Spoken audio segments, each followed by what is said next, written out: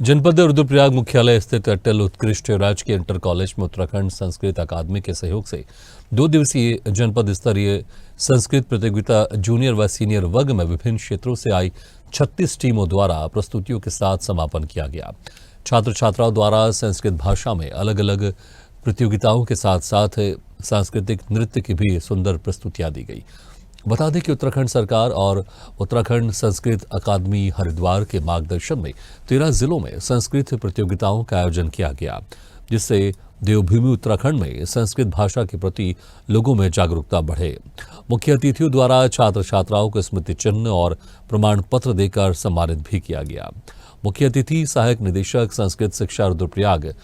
MR मेंदुली ने कहा कि उत्तराखंड सरकार संस्कृत भाषा को लेकर गंभीरता से कार्य कर रही है। इसके लिए लगातार ग्रामीण स्तर से विकास खंड स्तर तक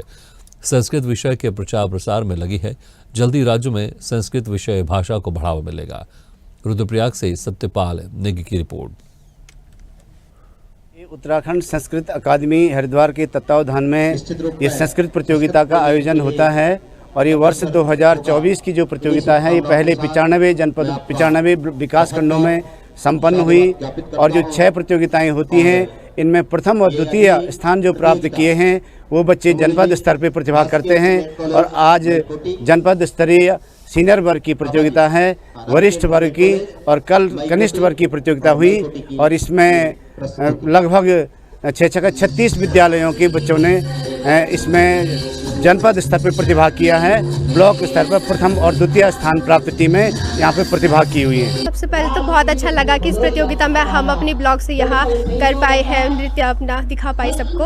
और इसमें हमने बहुत सारी तैयारी भी की थी और हम यहाँ ऊखीमठ ब्लॉक से अपना प्रथम स्थान प्राप्त करके अब हम यहाँ जनपद स्तरीय संस्कृत प्रतियोगिता में अपना नृत्य प्रस्तुत करने आए थे, जिसमें हमारे सबसे जिन्होंने हमारा बहुत साथ दिया हमारी मधुबाला सजवाण मैडम जी और हमारे ऊखीमठ ब्लॉक के जो नियोजक हैं हमारे भट्ट सर जी, इन्होंने हमारा बहुत साथ दिया।